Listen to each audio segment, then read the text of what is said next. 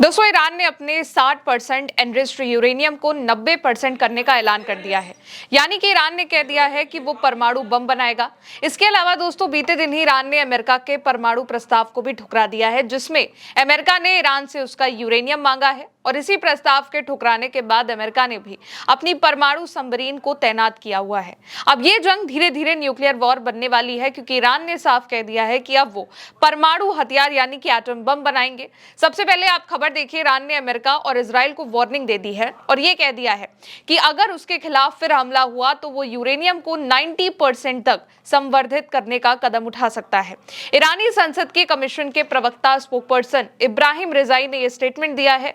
उन्होंने कहा है कि इस विकल्प पर संसद में समीक्षा भी की जाएगी, यानी कि ईरान की संसद में इस पर बातचीत भी होगी कि ईरान के यूरेनियम को 90% तक एनरिच्ड किया जाए और अब अपने परमाणु हथियार को भी बनाना शुरू किया जाए।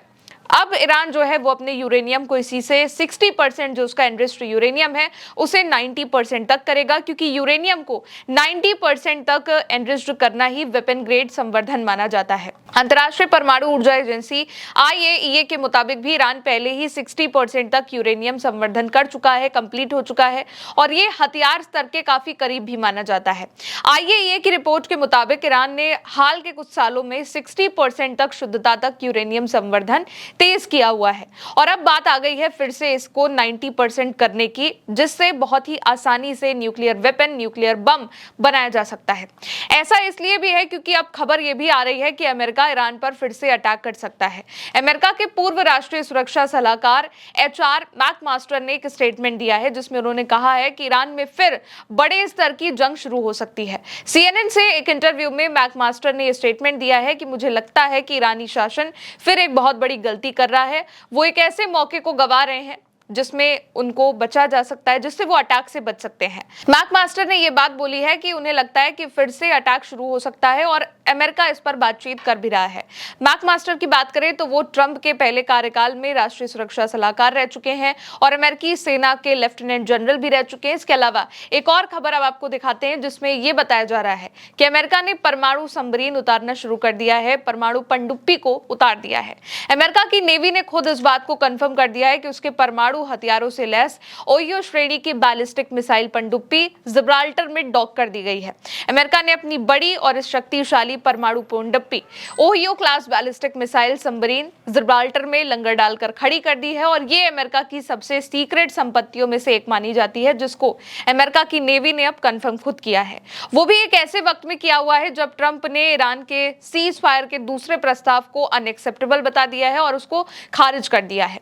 असल में अमेरिका ने इस हफ्ते ईरान को एक 14 सूत्रीय प्रस्ताव भेजा था और इसमें ईरान को कम से कम 12 साल तक यूरेनियम संवर्धन रोकना होगा, ये कहा गया था। और कहा गया था कि उसके पास जितना भी 440 किलो 60% एनरिच्ड यूरेनियम है वो अमेरिका को सौंपना होगा। इसके बदले में अमेरिका अपने सैंक्शंस को हटा सकता है, ढील देगा और ईरान के फ्रीज एसेट्स को, अरबों डॉलर की संपत्तियों को छोड़ेगा, साथ ही ईरानी पोर्ट्स पर अपनी नेवल ब्लॉकेट को भी हटा देगा।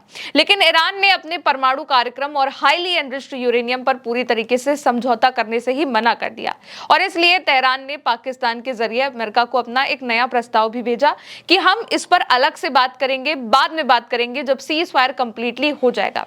इस रिपोर्ट के मुताबिक प्रस्ताव में युद्ध खत्म करने, फारस की खाड़ी और स्ट्रेट ऑफ हॉर्मुज में समुद्री सुरक्षा सुनिश्चित करने, सैंक्शंस हटाने और परमाणु कार्यक्रम पर बातचीत की बात कही गई थी और यूरेनियम को लेकर कहा गया है कि इस पर अलग से बात की जाएगी। ट्रंप इससे फ्रस्ट्रेट हो गए और उन्होंने कहा कि ये एक अनएक्सेप्टेबल है, ईरान ने बहुत बड़ी गलती कर दी है कि उन्होंने अमेरिका का प्रस्ताव ठुकरा दिया।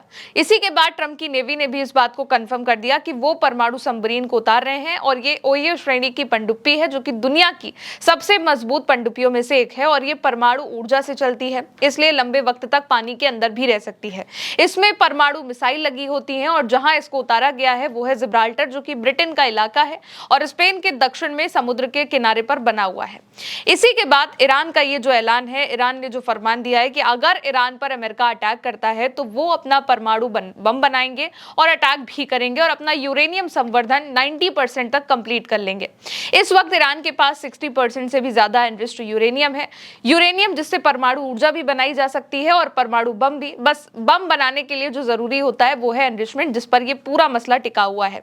एनरिचमेंट उसकी प्योरिटी होती है। न्यूक्लियर वेपन बनाने के लिए यूरेनियम को हाईली एनरिच्ड यूरेनियम HEU या फिर वेपन ग्रेड यूरेनियम लगभग 90% या फिर उससे ज्यादा होना चाहिए और इसे U-235 ये एक सर्कल होता है, इसमें तैयार किया जाता है। और जो प्राकृतिक यूरेनियम होता है, नेचुरल यूरेनियम होता है, उसमें सिर्फ 0.7% U-235 होता है, जो कि फिसल या फिर इन सब चेन रिएक्शन इन सब के लिए जरूरी है। और 99.3% U-238 होता है, इसलिए इसको प्योर किया जाता है। न्यूक्लियर रिएक्टर के लिए 3 से 5% एनरिचमेंट काफी होता है, लेकिन बम या फिर वेपन के लिए या फिर मिसाइल बनाने के लिए 90% और फिर यूरेनियम को धातु के गोले या फिर सिलेंडर के रूप में बनाया जाता है।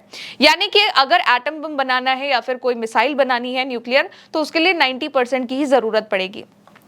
एक बम में करीब 25 से 50 किलो वेपन ग्रेड यूरेनियम लग सकता है। अब अंतर्राष्ट्रीय ऊर्जा एजेंसी यानी कि IAEA की जो रिपोर्ट्स है उसके मुताबिक ईरान के पास कुल मिलाकर करीब 5 से 6 टन के बीच एनरिच्ड यूरेनियम है और अभी 120 से 130 किलोग्राम के आसपास यूरेनियम को 60% तक एनरिच्ड भी किया जा चुका है।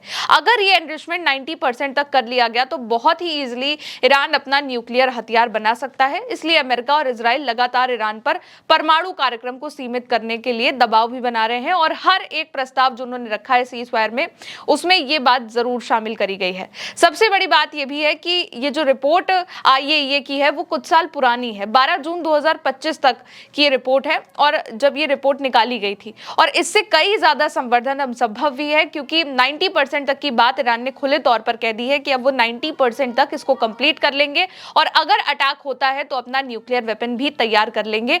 दूसरी तरफ अमेरिका भी अपने न्यूक्लियर वेपन्स को उतारने की बात कर रहा है। यानी कि ये जो वॉर है अब ये परमाणु युद्ध कह ले, न्यूक्लियर वॉर कह ले, उसमें बदलती हुई साफ तौर पर दिखाई दे रही है। फिलहाल आगे के जो भी अपडेट्स होंगे आप तक जरूर पहुंचाएंगे। मेरे साथ इस खबर में इतना ही। आप देखते रहिए उल्टा चश्मा यूसी। शुक्रिया।